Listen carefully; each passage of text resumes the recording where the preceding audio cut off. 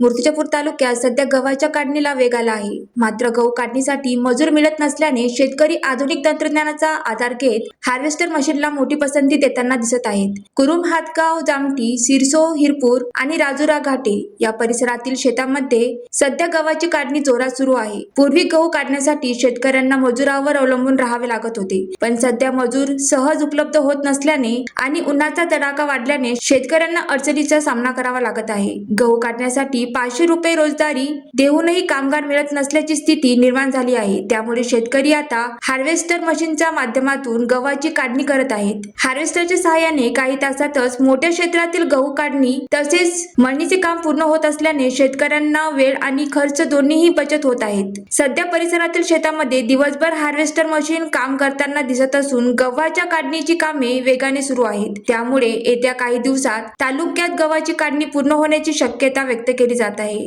सध्या गव्हाची काढणीची लगबग सुरू आहे. गहू काढणी करता मजूर मिळतच नाही. मिळले तर 5 ते 7 हजार रुपये एका एकराचा खर्च आहे आणि हार्वेस्टरनं 2 ते 2.5 हजार रुपयात गहू घरी जातो.